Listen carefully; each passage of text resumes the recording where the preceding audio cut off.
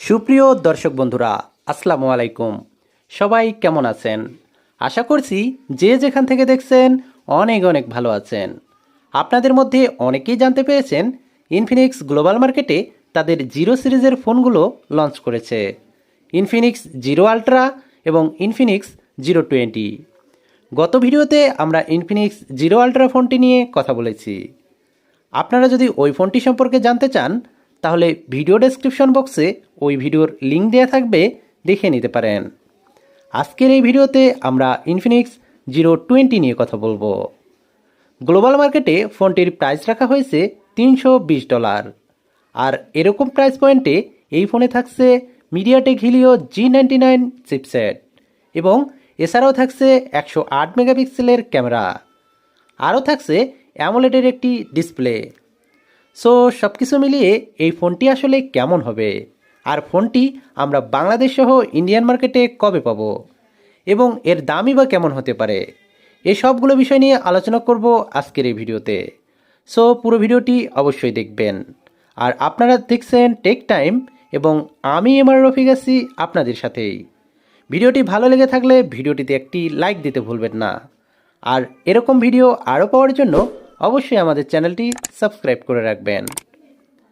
প্রথমেই যদি ফোনটির ডিজাইন এবং বিল্ড কোয়ালিটি নিয়ে কথা বলি, তাহলে ফোনটির ডিজাইন এক কথায় অসাধারণ।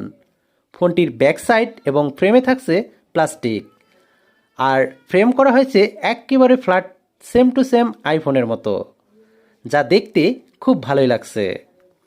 ফোনটির ব্যাক সাইডে থাকছে 3টি ক্যামেরা এবং একেবারে নিচে মেনশন থাকছে 0। আর ফোনটির থিকনেস করা হয়েছে 8 মিলিমিটার এবং ওজন করা হয়েছে 196 গ্রাম।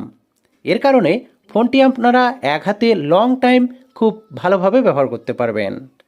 ভালো ব্যাপার হচ্ছে ফোনটিতে আপনারা সব ধরনের পোর্টস এবং বাটন পেয়ে যাবেন, যেমন 3.5mm headphone jack, type C slot ইত্যাদি। আর এছাড়া এখানে আপনারা 2টি সিম কার্ডের পাশাপাশি একটি মাইক্রো এসডি কার্ড ব্যবহারেরও সুযোগ পাচ্ছেন।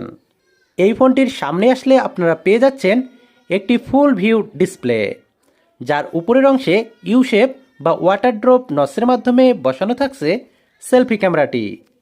তবে 2022 সালের শেষের দিকে এসে ইউ শেপ বা ওয়াটার ড্রপ নসের মাধ্যমে সেলফি ক্যামেরা কিন্তু একটু বেমানান। এখানে 5 হোলের মাধ্যমে সেলফি ক্যামেরা দেওয়া উচিত ছিল। আর এই ফোনে থাকছে সাইড মাউন্টেন ফিঙ্গারপ্রিন্ট সেন্সর, যা যথেষ্ট ফাস্ট এবং অ্যাকুরেট। ফোনটি 3টি কালার ভেরিয়েন্টে মার্কেটে পাওয়া যাবে, গ্রে, গোল্ড এবং ফ্যান্টাসি। সো ওভারঅল এই ফোনটির ডিজাইন ল্যাঙ্গুয়েজ আপনাদের কাছে কেমন লেগেছে তা অবশ্যই কমেন্ট বক্সে জানাবেন।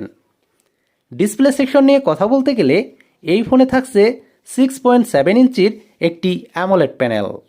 আর এই ডিসপ্লেটি হচ্ছে ফুল এইচডি প্লাসের একটি ডিসপ্লে, যার রেজলিউশন হিসেবে থাকছে 1080x2400 পিক্সেল এবং আরও থাকছে 393 পিপিআই ডেন্সিটি। আরও দারুণ ব্যাপার হচ্ছে এই ডিসপ্লেতে ব্যবহার করা হয়েছে 90 হার্টজের রিফ্রেশ রেট। এর কারণে কিন্তু ডিসপ্লের টাচ রেসপন্স খুব ভালো হবে। আর স্বাভাবিকভাবেই ডিসপ্লেটি অ্যামোলেড প্যানেল হওয়ার কারণে যে কোনো কন্টেন্ট প্লে করার সময় শার্পনেসের ঘাটতি লক্ষ্য করবেন না। ডিসপ্লের কালার কোয়ালিটিও অনেক ভালো হবে। ওভারঅল ইনফিনিক্স এখানে ভালো ডিসপ্লে প্রোভাইড করেছে। ফোনটির সফটওয়্যার এবং পারফরমেন্স নিয়ে যদি আমরা কথা বলি, তাহলে এই ফোনে ব্যবহার করা হয়েছে অ্যান্ড্রয়েড 12, যার ব্যাক এন্ডে থাকছে XOS 12। আর ফোনটিতে চিপসেট হিসেবে থাকছে মিডিয়াটেক হিলিও G99, যা একটি 4G চিপসেট। আর এই চিপসেটটি মূলত 6 ন্যানোমিটার আর্কিটেকচারে তৈরি করা একটি Octa-core প্রসেসর এবং জিপিইউ হিসেবে থাকছে মালি G57 MC2। MediaTek Helio G99 এই চিপসেটটি ব্যবহার করার কারণে যে কোনো ধরনের হাই লেভেলের গেম আপনি অনায়াসে এই ফোনে খেলতে পারবেন, কোনো প্রকার ল্যাগ কিংবা ফ্রেম ড্রপ লক্ষ্য করবেন না। এবং এছাড়াও মাল্টিটাস্কিং এবং ভিডিও এডিটিংয়ের মতো কাজগুলো আপনি অনায়াসে এই ফোনে করতে পারবেন। এক্ষেত্রে কোনো প্রকার প্রবলেম ফেস করবেন না। ফোনটি গ্লোবাল মার্কেটে 2টি ভেরিয়েন্টে লঞ্চ হয়েছে, 8GB র্যাম, 128GB রম এবং 8GB র্যাম, 256GB রম, যার স্টোরেজ টাইপ হিসেবে থাকছে UFS 2.2 এবং র্যাম টাইপ হিসেবে থাকছে LPDDR4X। ক্যামেরা সেকশন নিয়ে কথা বলতে গেলে এই ফোনের ব্যাক সাইডে থাকছে 3টি ক্যামেরা, যার মেন সেন্সর হিসেবে থাকছে 108 মেগাপিক্সেলের একটি ওয়াইড সেন্সর এবং সেকেন্ডে থাকছে 13 মেগাপিক্সেলের একটি আলট্রা ওয়াইড সেন্সর এবং সবশেষে থাকছে 2 মেগাপিক্সেলের আরও একটি সেন্সর।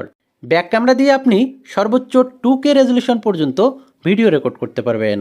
আর সবচেয়ে মজার ব্যাপার হচ্ছে এখানে সেলফি ক্যামেরা হিসেবে ব্যবহার করা হয়েছে 60 মেগাপিক্সেলের সেন্সর এবং এই ক্যামেরাতে আপনি ওআইএস এর সাপোর্ট পেয়ে যাচ্ছেন, যার কারণে সেলফি ক্যামেরা দিয়ে ভিডিও রেকর্ড করার সময় ভিডিও স্টেবিলাইজেশন ধরে রাখবে।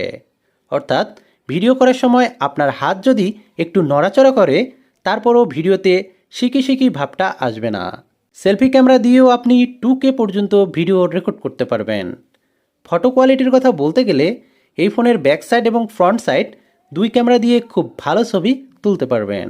ফোনটির ব্যাটারি এবং চার্জার নিয়ে যদি আমরা কথা বলি তাহলে এই ফোনে থাকছে 4500 এমপিআরের একটি ব্যাটারি, আর ফোনটিকে চার্জ করার জন্য থাকছে 45 ওয়াটের একটি চার্জার।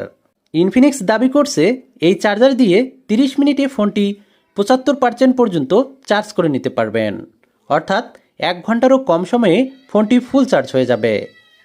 আর পাওয়ার এফিসিয়েন্ট চিপসেট থাকার কারণে ফোনটিতে ব্যাটারি ব্যাকআপও খুব ভালো পেয়ে যাবেন।